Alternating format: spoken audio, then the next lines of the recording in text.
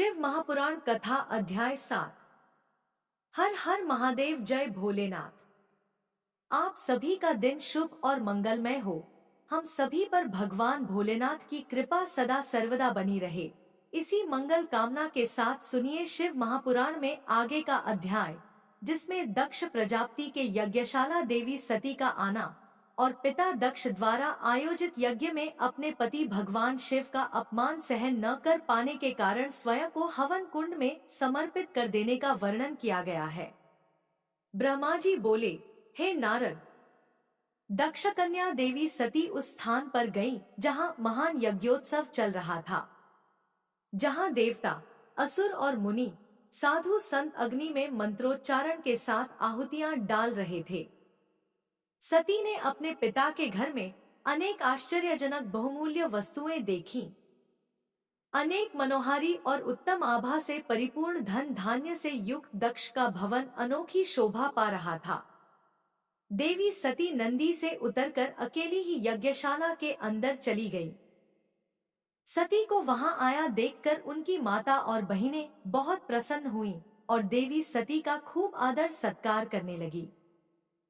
परंतु उनके पिता दक्ष ने उनको देखकर कोई खुशी जाहिर न की और न ही उनकी तरफ ध्यान दिया। दक्ष के भय से ही अन्य लोगों ने भी देवी सती का आदर नहीं किया। सभी के व्यवहार में तिरस्कार देखकर देवी सती को बहुत आश्चर्य हुआ। फिर भी उन्होंने अपने माता पिता के चरणों में मस्तक झुकाया। देवी सती ने यज्ञ में सभी देवताओं का अलग अलग भाग देखा।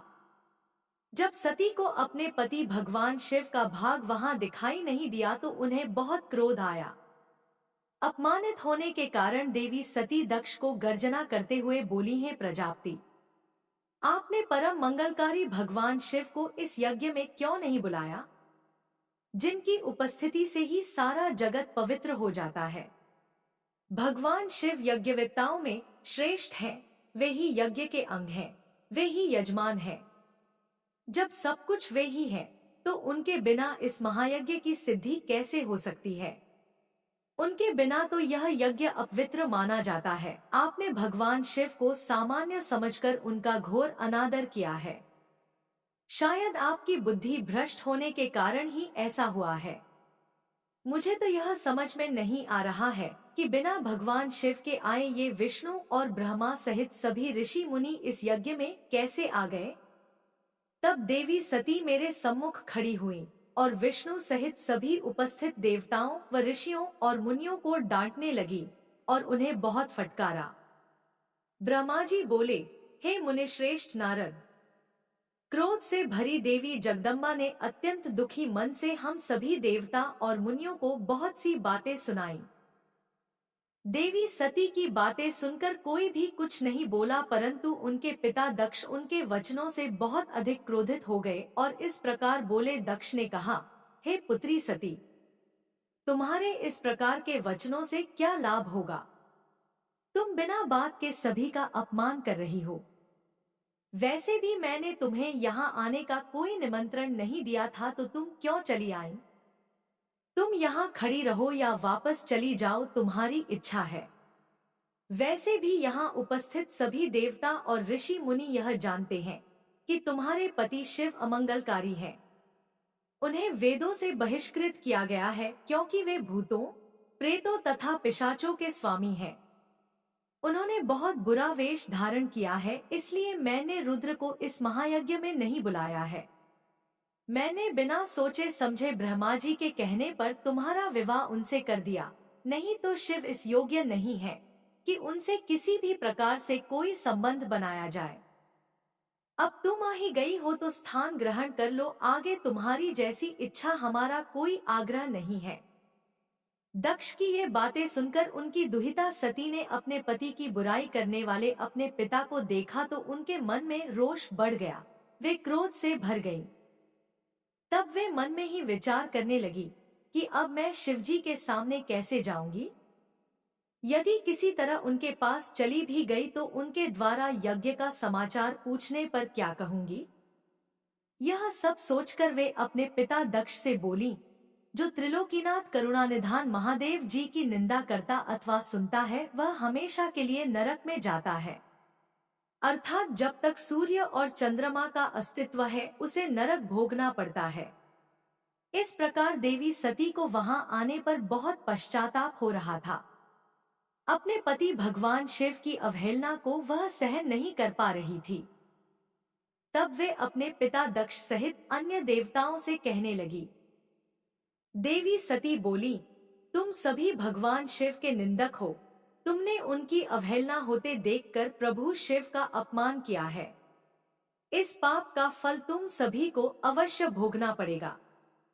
जो लोग भक्ति और ज्ञान से विमुख हैं, वे यदि ऐसा कार्य करें तो कोई आश्चर्य नहीं होता, परंतु जिन लोगों ने अज्ञान के अंधेरों को दूर कर अपने ज्ञान चक्षुओं को खोल लिया है, जो महात्माओं के चरणों की धूल से अपने को शुद्ध और पवित्र कर चुके हैं, उन्हें किसी से बैर भाव रखना, ईर्ष्या करना और निंदा करना बिल्कुल शोभा नहीं देता है।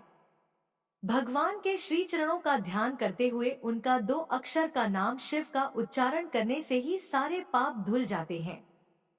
तुम मूर्खता के वश में होकर उन्हीं भगवान का अनादर कर रहे हो। उनसे द्रोह करके तुम सबको कुछ भी हासिल नहीं होगा। उदार भगवान महादेव जी जटा और कपाल धारण किए श्मशान में भूतों के साथ प्रसन्नतापूर्वक रहते हैं। वे शरीर पर भस्म लगाएं और गले में नरमुंडों की माला धारण करते हैं। फिर भी मनुष्य उनके चरणों की धूल अपने माथे पर लगाते हैं, क्योंकि वे साक्षात परमेश्वर हैं। वे परम ब्रह्मा परमात्मा है। वे ऐश्वर्य से सदा ही दूर रहते हैं। जो ऐसे महापुरुष की निंदा करता है उसके जीवन को धिक्कार है। मैंने भी तुम्हारे द्वारा की गई मेरे भगवान शिव की निंदा को सुना है, इसलिए मैं अपने शरीर को त्याग दूंगी। इस यज्ञ की अग्नि में प्रवेश कर मैं भस्म हो जाऊंगी। मैंने अपने प्रिय पति भगवान शिव का अनादर देख भी लिया है और उनके प्रति अपने पिता के कटु वचनों को भी सुन लिया है। अतः अब मैं इस जीवन का क्या करूं? मैं इस समय पूर्णतः असमर्थ हूं। इस यज्ञशाला में जो भी शक्तिवान और सामर्थ्यवान पुरुष हो, वह भगवान शिव की उपेक्षा करने वालों और उन्हें बुरा और अमंगलकारी कहने वाले की जीभ काट दे। तभी वह शिव निंदा सुनने के पाप से बच सकता है। जो ऐसा करने में समर्थ न हो तो उसे अपने दोनों कानों को बंद करके यहाँ से तुरंत चले जाना चाहिए, तभी वह दोष मुक्त होगा। फिर देवी सती अपने पिता दक्ष की ओर मुख करके बोली, जब मेरे पति महादेव जी मुझे आपके साथ संबंध होने के कारण दाक्षायणी कहकर पुकारेंगे तो मैं कैसे कुछ कह पाऊंगी। हे पिताजी, आपने मेरे पति का घोर अपमान करके मुझे उनके सामने जाने लायक भी नहीं छोड़ा। इसलिए मेरे पास अब एक ही रास्ता शेष है। मैं आपके द्वारा प्राप्त इस घृणित शरीर का आपके सामने ही त्याग कर दूंगी। तत्पश्चात सती वहां उपस्थित सभी देवताओं से बोली कि तुम सबने करुणानिधान भगवान शिव की निंदा सुनी है, इसलिए तुम्हारे कर्मों का दुष्परिणाम तुम्हें अवश्य मिलेगा। मेरे पति भगवान शिव तुम सबको इसका दंड अवश्य ही देंगे। उस समय देवी बहुत क्रोधित थी। यह सब कहकर वे चुप हो गईं और अपने मन में अपने प्राणवल्लभ भगवान शिव का स्मरण करने लगी। ब्रह्मा जी से श्री नारद जी ने पूछा, हे पितामह, जब सती जी ऐसा कहकर मौन हो गई तब वहां क्या हुआ और देवी सती ने आगे क्या किया? इस प्रकार नारद जी ने अनेक प्रश्न पूछ डाले और ब्रह्मा जी से प्रार्थना की कि वे आगे की कथा सविस्तार सुनाएं। यह सुनकर ब्रह्मा जी मुस्कुराए और प्रसन्नतापूर्वक कहने लगे, हे नारद, मौन होकर देवी सती अपने पति भगवान शिव का स्मरण करने लगी। उनका स्मरण करने के बाद उनका क्रोधित मन शांत हो गया। तब शांत मनोभाव से शिवजी का चिंतन करती हुई देवी सती पृथ्वी पर उत्तर की ओर मुख करके बैठ गईं। तत्पश्चात विधिपूर्वक जल से आचमन करके उन्होंने वस्त्र ओढ़ लिया। फिर पवित्र भाव से उन्होंने अपनी दोनों आंखें मूंद ली और पुनः शिवजी का चिंतन करने लगी। सती ने प्राणायाम से प्राण और अपान को एकरूप करके नाभि में स्थित कर लिया। सांसों को संयत कर नाभि चक्र के ऊपर हृदय में स्थापित कर लिया। सती ने अपने शरीर में योगमार्ग के अनुसार वायु और अग्नि को स्थापित कर लिया। तब उनका शरीर योग मार्ग में स्थित हो गया। उनके हृदय में शिवजी विद्यमान थे। यही वह समय था जब उन्होंने अपना शरीर त्याग दिया था। उनका शरीर यज्ञ की पवित्र योगाग्नि में गिरा और पल भर में ही भस्म हो गया। वहां उपस्थित मनुष्यों सहित देवताओं ने जब यह देखा कि देवी सती भस्म हो गई है, तो आकाश और भूमि पर हाहाकार मच गया। यह हाहाकार सभी को भयभीत कर रहा था। सभी लोग कह रहे थे कि किस दुष्ट के दुर्व्यवहार के कारण भगवान शिव पत्नी सती अपनी देह का त्याग कर दिया। तो कुछ लोग दक्ष की दुष्टता को धिक्कार रहे थे, जिसके व्यवहार से दुखी होकर देवी सती ने यह कदम उठाया था। सभी सत्पुरुष उनका सम्मान करते थे। उनका हृदय असहिष्णु था। उन्होंने ऐसी महान देवी और उनके पति करुणानिधान भगवान शिव का अनादर और निंदा करने वाले दक्ष को भी कोसा। सभी कह रहे थे कि दक्ष ने अपनी ही पुत्री को प्राण त्यागने के लिए मजबूर किया है, इसलिए दक्ष अवश्य ही महानरक में जाएगा और पूरे संसार में उसका अपयश होगा। दूसरी ओर देवी सती के साथ पधारे सभी शिवगणों ने जब यह दृश्य देखा तो उनके क्रोध की कोई सीमा न रही। वे तुरंत अपने अस्त्र शस्त्र लेकर दक्ष को मारने के लिए दौड़े। वे 60,000 पार्षदगण क्रोध से चिल्ला रहे थे और अपने को ही धिक्कार रहे थे कि यहाँ उपस्थित होते हुए भी हम अपनी माता देवी सती की रक्षा नहीं कर पाए। उनमें से कई पार्षदों ने तो स्वयं अपने शरीर का त्याग कर दिया। बचे हुए सभी शिवगण दक्ष को मारने के लिए बड़ी तेजी से आगे बढ़ रहे थे। जब ऋषि भृगु ने उन्हें आक्रमण के लिए आगे बढ़ते हुए देखा तो उन्होंने यज्ञ में विघ्न डालने वालों का नाश करने के लिए यजुर मंत्र पढ़कर दक्षिणाग्नि में आहुति दे दी। आहुति के प्रभाव के फलस्वरूप यज्ञकुंड में से ऋभु नामक अनेक देवता जो प्रबल वीर थे वहां प्रकट हो गए। ऋभु नामक सहस्रों देवताओं और शिवगणों में भयानक युद्ध होने लगा। वे देवता ब्रह्मतेज से संपन्न थे।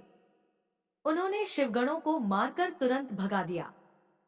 इससे वहां यज्ञ में और अशांति फैल गई। सभी देवता और मुनि भगवान विष्णु से इस विघ्न को टालने की प्रार्थना करने लगे।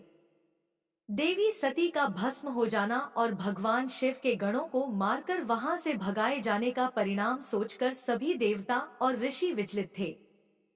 हे नारद, इस प्रकार दक्ष के उस महायज्ञोत्सव में बहुत बड़ा उत्पात मच गया था और सब ओर त्राही त्राही मच गई थी। सभी भावी परिणाम की आशंका से भयभीत दिखाई दे रहे थे। ब्रह्मा जी कहते हैं, हे नारद, जब दक्ष के उस महान यज्ञ में घोर उत्पात मचा हुआ था और सभी डर के कारण भयभीत हो रहे थे, तो उस समय वहां पर एक आकाशवाणी हुई है, मूर्ख दक्ष, तूने यह बहुत बड़ा अनर्थ कर दिया है। तूने शिव भक्त दधीची के कथन को प्रामाणिक नहीं माना, जो तेरे लिए परम मंगलकारी और आनंददायक था। तूने उनका भी अपमान किया और वे तुझे शाप देकर तेरी यज्ञशाला से चले गए। तब भी तू कुछ भी नहीं समझा। तूने अपने घर में स्वयं आई साक्षात मंगल स्वरूपा अपनी पुत्री सती का अपमान किया। तूने सती और शंकर का पूजन भी नहीं किया। अपने को ब्रह्मा जी का पुत्र समझकर तुझे बहुत घमंड हो गया था। तूने उस सती देवी का अपमान किया जो सत्पुरुषों की भी आराध्या है। वे समस्त पुण्यों का फल देती है। वे तीनों लोकों की माता, कल्याण स्वरूपा और भगवान शंकर की अर्धांगिनी है। सती देवी प्रसन्न होने पर सुख और सौभाग्य प्रदान करती है। वे परम मंगलकारी है। देवी सती की पूजा करने से समस्त भयों से छुटकारा मिल जाता है और मनोवांछित फलों की प्राप्ति होती है। देवी सभी उपद्रवों को नष्ट कर देती है। वे ही पराशक्ति हैं तथा कीर्ति, संपत्ति, भोग और मोक्ष प्रदान करती है। वे ही जन्मदात्री हैं, अर्थात जन्म देने वाली माता है। वे ही इस जगत की रक्षा करने वाली आदि शक्ति हैं और वे ही प्रलयकाल में जगत का संहार करने वाली है। सती ही भगवान विष्णु सहित ब्रह्मा, इंद्र, चंद्र, अग्नि, सूर्यदेव आदि सभी देवताओं की जननी है। वे साक्षात जगदम्बा है। वे ही दुष्टों का नाश करने वाली और भक्तों की रक्षा करने वाली है। ऐसी उत्तम महिमा और गुणों वाली भगवान शिव की प्राणप्रिया धर्म पत्नी का तूने इस यज्ञ में अपमान किया है। भगवान शिव तो परमब्रह्म परमेश्वर हैं, वे सबके स्वामी हैं। वे सबका कल्याण करते हैं। सभी मनुष्य प्रभु का दर्शन पाने की अभिलाषा सदैव अपने मन में रखते हैं। दर्शनों की इच्छा लिए घोर तपस्या करते हैं। वे भगवान शिव ही जगत को धारण कर उसका पालन पोषण करते हैं। वे ही समस्त विद्याओं के ज्ञाता और मंगलों का भी मंगल करने वाले हैं। वे ही समस्त मनोकामनाओं को पूरा करते हैं। हे दुष्ट दक्ष, तूने उन परम शक्तिशाली भगवान शिव की शक्ति की अवहेलना करके बहुत बुरा किया है, इसलिए तेरे इस महायज्ञ के विनाश को कोई नहीं रोक सकता। जिनके चरणों की धूल शेषनाग रोज अपने मस्तक पर धारण करता है, जिनके चरण कमल का ध्यान करने से ब्रह्मा को ब्रह्मत्व प्राप्त हुआ है, तूने उनका और उनकी पत्नी सती का पूजन न करके बहुत अनिष्ट किया है। भगवान शिव ही इस संपूर्ण जगत के पिता और उनकी पत्नी देवी सती इस जगत की माता है। तूने उन माता पिता का सत्कार न कर उनका घोर अपमान किया है।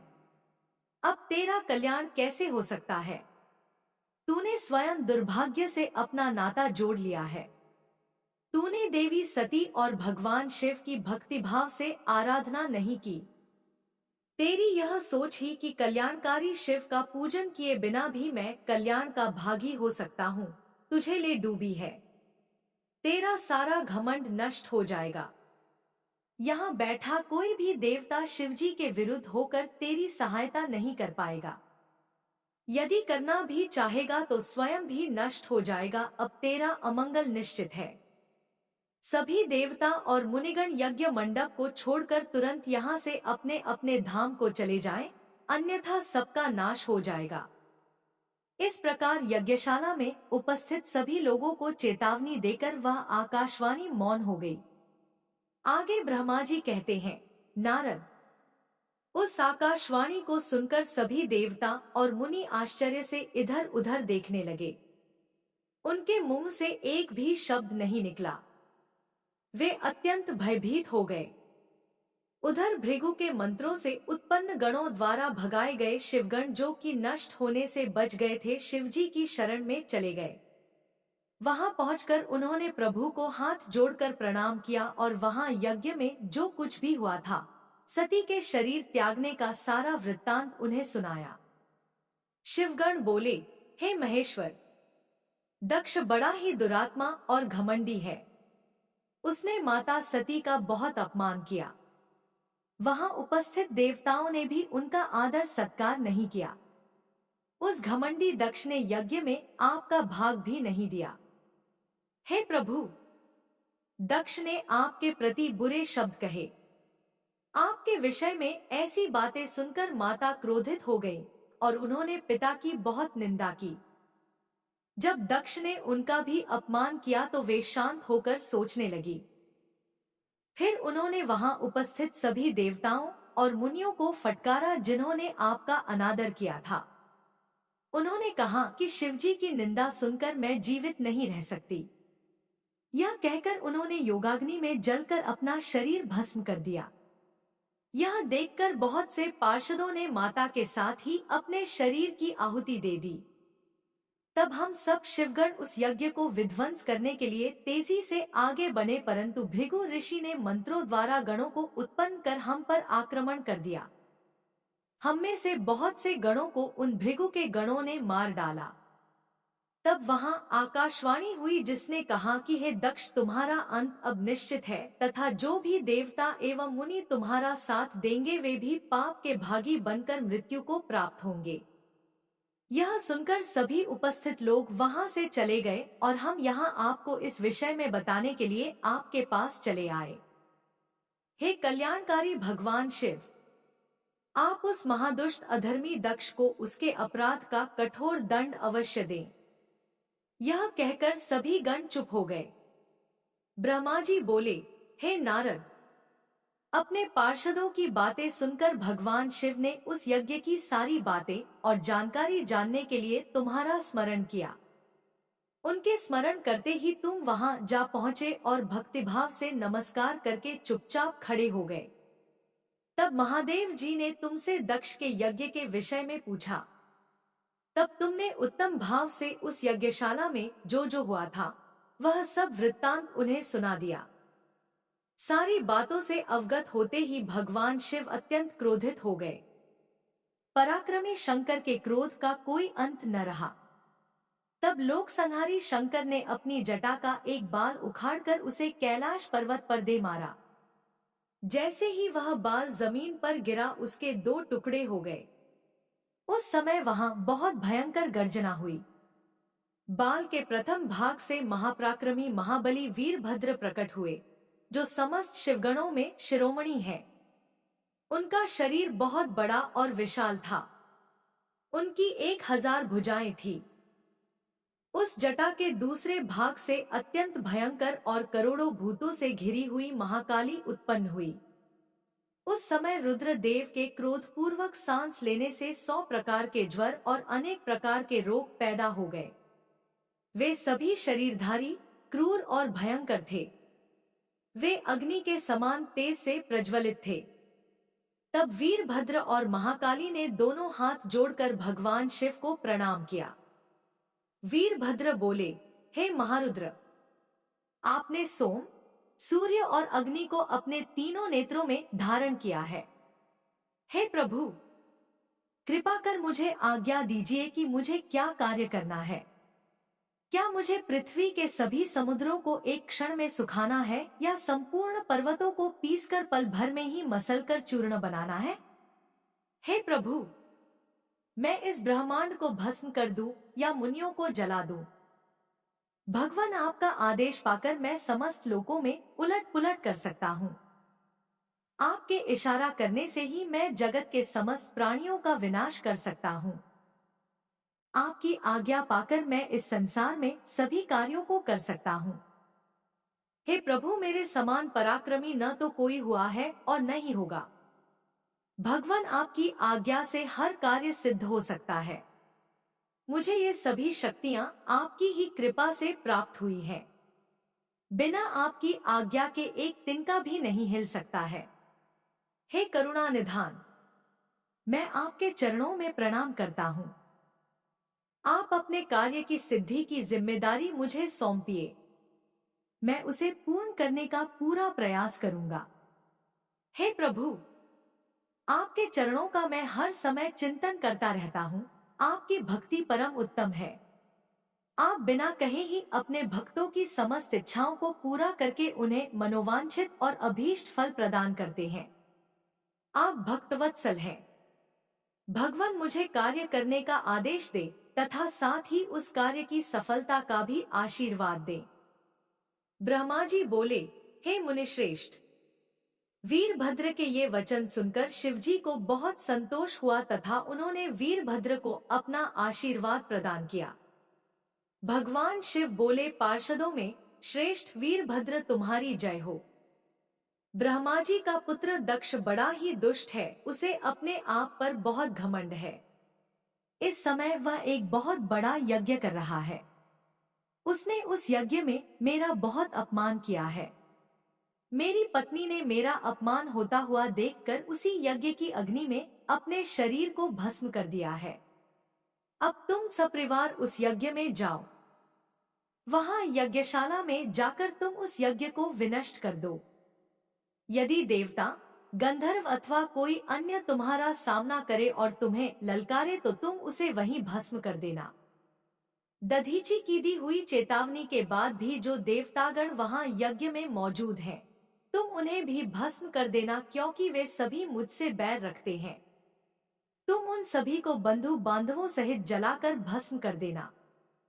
वहां कलशों में भरे हुए जल को पी लेना। इस प्रकार वैदिक मर्यादा के पालक भक्तवत्सल करुणानिधान शिव ने क्रोधित होकर वीरभद्र को यज्ञ का विनाश करने का आदेश दिया। ब्रह्मा जी कहते हैं, नारद, महेश्वर के आदेश को आदरपूर्वक सुनकर वीरभद्र ने शिवजी को प्रणाम किया। तत्पश्चात उनसे आज्ञा लेकर वीरभद्र यज्ञशाला की ओर चल दिए। शिवजी ने प्रलय की अग्नि के समान और करोड़ों गणों को उनके साथ भेज दिया। वे अत्यंत तेजस्वी थे। वे सभी वीरगण कौतूहल से वीरभद्र के साथ साथ चल दिए। उसमें हजारों पार्षद वीरभद्र की तरह ही महापराक्रमी और बलशाली थे। बहुत से काल के भी काल भगवान रुद्र के समान थे। वे शिवजी के समान ही शोभा पा रहे थे।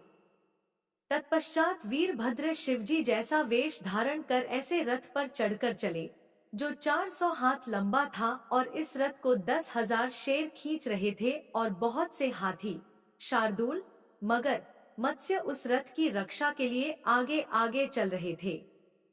काली, कात्यायनी, ईशानी, चामुंडा, मुंडमर्दिनी, भद्रकाली, भद्रा, त्वरिता और वैष्णवी नामक नव दुर्गाओं ने भी भूतों पिशाचों के साथ दक्ष के यज्ञ का विनाश करने के लिए उस ओर प्रस्थान किया। डाकिनी, शाकिनी, भूत पिशाच, प्रमथ, गुह्यक, कूष्मांड, परपट, चटक, ब्रह्म राक्षस, भैरव तथा क्षेत्रपाल आदि सभी वीरगण भगवान शिव की आज्ञा पाकर दक्ष के यज्ञ का विनाश करने के लिए यज्ञशाला की ओर चल दिए। वे भगवान शंकर के 64,000 करोड़ गणों की सेना लेकर चल दिए। उस समय भेरियों की गंभीर ध्वनि होने लगी। अनेकों प्रकार के शंख चारों दिशाओं में बजने लगे। उस समय जटाहर, मुखों तथा श्रृंगों के अनेक प्रकार के शब्द हुए। भिन्न भिन्न प्रकार की सिंघें बजने लगी। महामुनि नारद उस समय वीरभद्र की उस यात्रा में करोड़ों सैनिक, शिवगण और भूत पिशाच शामिल थे। इसी प्रकार महाकाली की सेना भी शोभा पा रही थी। इस प्रकार वीरभद्र और महाकाली दोनों की विशाल सेनाएं दक्ष के यज्ञ का विनाश करने के लिए गाजे बाजे के साथ आगे बढ़ने लगी। उस समय अनेक शुभ शगुन होने लगे। ब्रह्मा जी बोले, हे नारद, जब वीरभद्र और महाकाली की विशाल चतुरंगिनी सेना अत्यंत तीव्र गति से दक्ष के यज्ञ की ओर बढ़ी, तो यज्ञोत्सव में अनेक प्रकार के अपशगुन होने लगे। वीरभद्र के चलते ही यज्ञ में विध्वंस की सूचना देने वाला उत्पात होने लगा। दक्ष की बाईं आंख, बाईं भुजा और बाईं जांघ फड़कने लगी। वाम अंगों का फड़कना बहुत अशुभ होता है। उस समय यज्ञशाला में भूकंप आ गया। दक्ष को कम दिखाई देने लगा। भरी दोपहर में उसे आसमान में तारे दिखने लगे। दिशाएं धुंधली हो गई। सूर्य में काले काले धब्बे दिखाई देने लगे। ये धब्बे बहुत डरावने लग रहे थे। बिजली और अग्नि के समान सारे नक्षत्र उन्हें टूट टूट कर गिरते हुए दिखने लगे। वहां यज्ञशाला में हजारों गिद्ध दक्ष के सिर पर मंडराने लगे। उस यज्ञ मंडप को गिद्धों ने पूरा ढक दिया था। वहां एकत्र गीदड़ बड़ी भयानक और डरावनी आवाजें निकाल रहे थे। सभी दिशाएं अंधकारमय हो गई थी। वहां अनेक प्रकार के अपशकुन होने लगे। फिर उसी समय वहां आकाशवाणी हुई, ओ महामूर्ख दुष्ट दक्ष, तेरे जन्म को धिक्कार है। तू बहुत बड़ा पापी है। तूने भगवान शिव की बहुत अवहेलना की है। तूने देवी सती, जो कि साक्षात जगदम्बा रूप है, उनका भी अनादर किया है। सती ने तेरी ही वजह से अपने शरीर को योगाग्नि में जलाकर भस्म कर दिया है। तुझे तेरे कर्मों का फल जरूर मिलेगा। आज तुझे तेरी करनी का फल अवश्य ही मिलेगा। साथ ही यहाँ उपस्थित सभी देवताओं और ऋषि मुनियों को भी अवश्य ही उनकी करनी का फल मिलेगा। भगवान शिव तुम्हें तुम्हारे पापों का फल जरूर देंगे। इस प्रकार कहकर वह आकाशवाणी मौन हो गई। उस आकाशवाणी को सुनकर और वहां यज्ञशाला में प्रकट हो रहे अनेक अशुभ लक्षणों को देखकर दक्ष तथा वहां उपस्थित सभी देवतागण भय से कांपने लगे। दक्ष को अपने द्वारा किए गए व्यवहार का स्मरण होने लगा। उसे अपने किए पर बहुत पछतावा होने लगा। तब दक्ष सहित सभी देवता श्रीहरि विष्णु की शरण में गए। वे डरे हुए थे। भय से कांपते हुए वे सभी लक्ष्मीपति विष्णु जी से अपने जीवन की रक्षा की प्रार्थना करने लगे। दक्ष बोले, हे विष्णु, कृपा निधान, मैं बहुत भयभीत हूँ। आपको ही मेरी और मेरे यज्ञ की रक्षा करनी है। प्रभु, आप ही इस यज्ञ के रक्षक हैं। आप साक्षात यज्ञ स्वरूप हैं। आप हम सब पर अपनी कृपा दृष्टि बनाइए। हम सब आपकी शरण में आए हैं। प्रभु, हमारी रक्षा करें ताकि यज्ञ का विनाश न हो। ब्रह्मा जी कहते हैं, हे मुनि नारद, इस प्रकार जब दक्ष ने भगवान विष्णु के चरणों में गिरकर उनसे प्रार्थना की, उस समय दक्ष का मन भय से बहुत अधिक व्याकुल था। तब श्रीहरि ने दक्ष को उठाकर अपने मन में करुणानिधान भगवान शिव का स्मरण किया और शिव तत्व के ज्ञाता श्रीहरि दक्ष को समझाते हुए बोले, दक्ष, तुम्हें तत्व का ज्ञान नहीं है, इसलिए तुमने सबके अधिपति भगवान शंकर की अवहेलना की है। भगवान शिव की स्तुति के बिना कोई भी कार्य सफल नहीं हो सकता। उस कार्य में अनेक परेशानियां आती हैं। जहां पूजनीय व्यक्तियों की पूजा नहीं होती, वहां गरीबी, मृत्यु तथा भय का निवास होता है। इसलिए तुम्हें भगवान शिव का सम्मान करना चाहिए। परंतु तुमने महादेव का सम्मान और आदर सत्कार नहीं किया, अपितु तुमने उनका घोर अपमान किया है।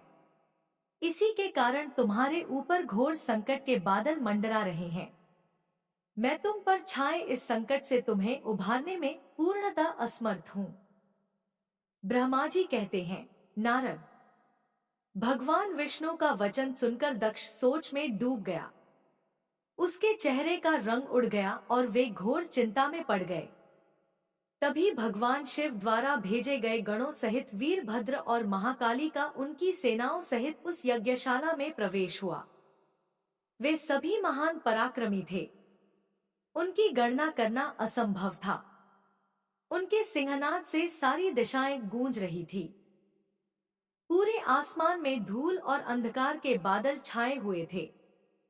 पूरी पृथ्वी पर्वतों, वनों और कानों सहित कांप रही थी।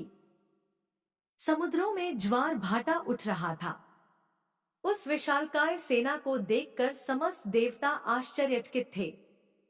उन्हें देखकर दक्ष अपनी पत्नी के साथ भगवान विष्णु के चरणों में गिर पड़े और बोले, हे प्रजापालक विष्णु, आपके बल से ही मैंने इस विशाल यज्ञ का आयोजन किया था। प्रभु, आप कर्मों के साक्षी तथा यज्ञों के प्रतिपालक हैं। आप ही धर्म के रक्षक हैं। अतः प्रभु श्रीहरि, आप ही यज्ञ को विनाश से बचा सकते हैं। इस प्रकार दक्ष की विनतीपूर्ण बातों को सुनकर श्रीहरि उन्हें समझाते हुए बोले, दक्ष, निश्चय ही मुझे इस यज्ञ की रक्षा करनी चाहिए, परंतु देवताओं के क्षेत्र नैमिषारण्य की उस घटना का स्मरण करो।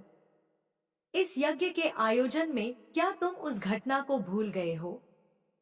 यहाँ इस यज्ञशाला की और तुम्हारी रक्षा करने में कोई भी देवता समर्थ नहीं है। इस समय जब महादेव जी के गण और उनके सेनापति वीरभद्र तुम्हें भगवान शिव का अपमान करने का दंड देने आए हैं, उस समय कोई मूर्ख ही तुम्हारी सहायता को आगे आ सकता है। दक्ष, केवल कर्म ही समर्थ नहीं होता, अपितु कर्म को करने में जिसके सहयोग की आवश्यकता होती है, उसका भी उतना ही महत्व है। भगवान शिव ही कर्मों के कल्याण की शक्ति देते हैं। जो शांत मन से भक्ति पूर्वक उनकी पूजा अर्चना करता है, महादेव जी उसे तत्काल ही उस कर्म का फल देते हैं। जो मनुष्य ईश्वर के अस्तित्व को नहीं मानते, वे नरक के भागी होते हैं। दक्ष, यह वीरभद्र शंकर के गणों का ऐसा सेनापति है जो शिवजी के शत्रु का तुरंत नाश कर देता है। निसंदेह यह तुम्हारा तथा यहाँ पर उपस्थित सभी लोगों का नाश कर देगा। शिवजी की आज्ञा का उल्लंघन करके मैं तुम्हारे यज्ञ में आया हूँ, जिसका दुष्परिणाम मुझे भी भोगना पड़ेगा। अब इस विनाश को रोकने की शक्ति मेरे पास नहीं है। यदि हम यहाँ से भागकर स्वर्ग, पाताल और पृथ्वी कहीं भी छिप जाएं, तो भी वीरभद्र के शस्त्र हमें ढूंढ लेंगे। शिवजी के सभी गण बहुत शक्तिशाली हैं। ब्रह्मा जी कहते हैं, नारद, जब शिवजी की आज्ञा पाकर वीरभद्र की विशाल सेना ने यज्ञशाला में प्रवेश किया, तो वहां उपस्थित सभी देवता अपने प्राणों की रक्षा के लिए शिवगणों से युद्ध करने लगे। परंतु शिवगणों की वीरता और पराक्रम के आगे उनकी एक न चली।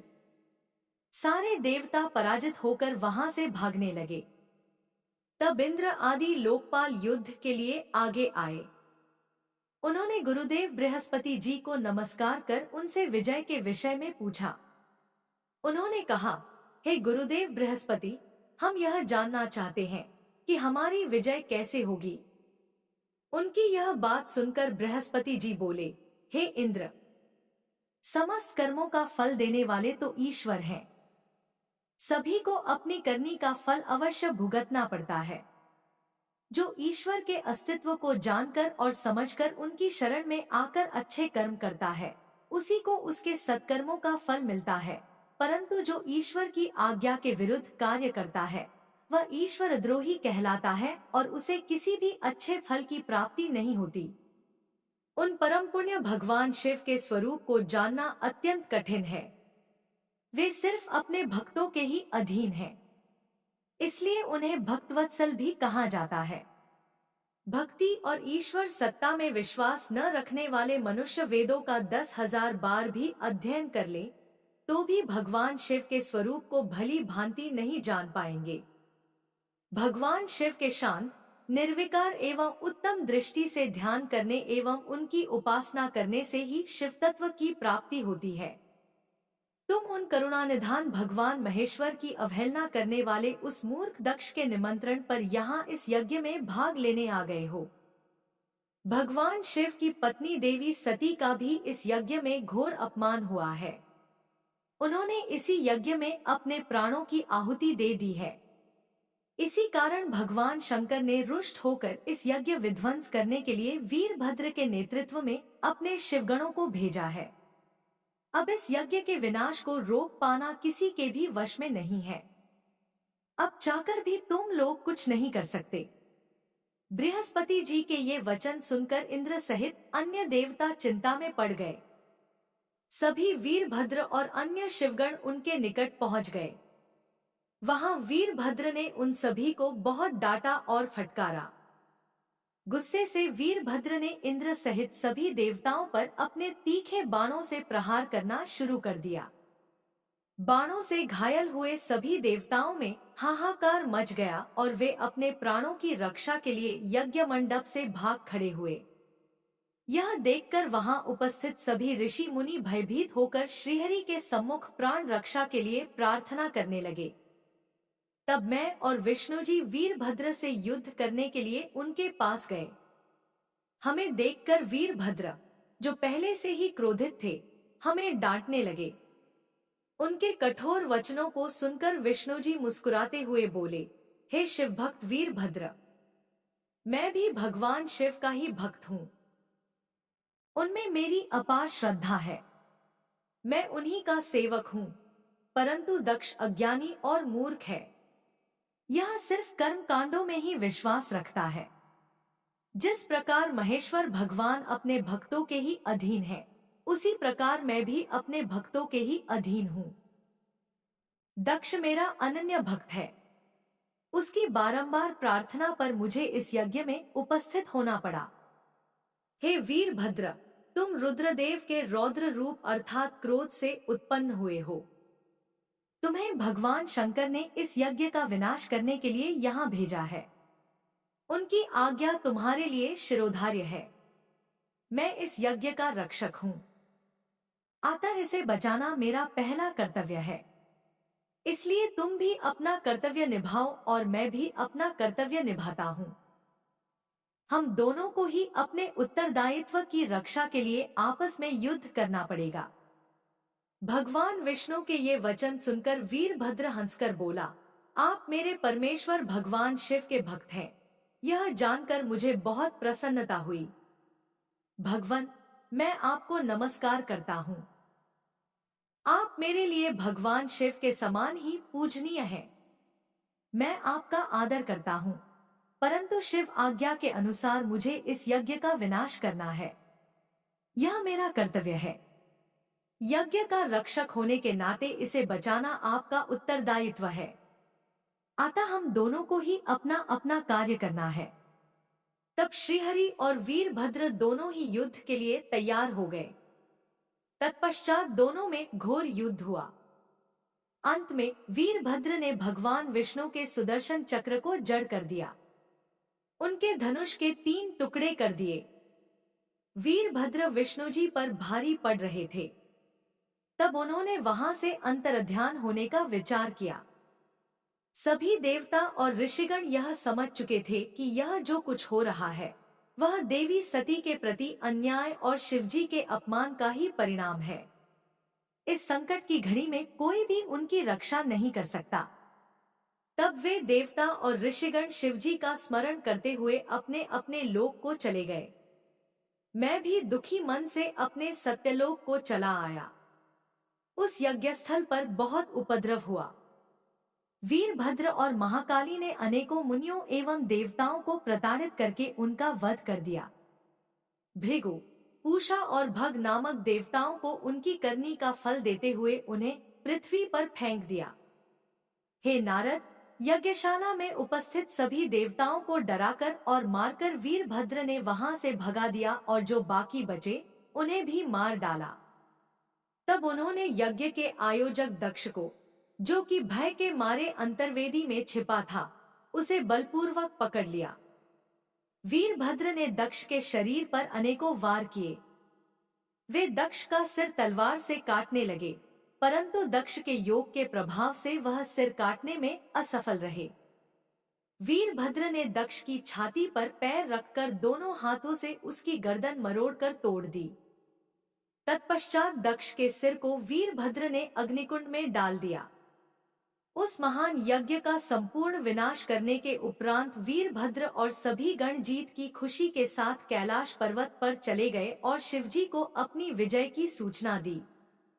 इस समाचार को पाकर महादेव जी बहुत प्रसन्न हुए। जय भोलेनाथ। इससे आगे का अध्याय आप सभी अगले अध्याय में कल जरूर सुनिएगा।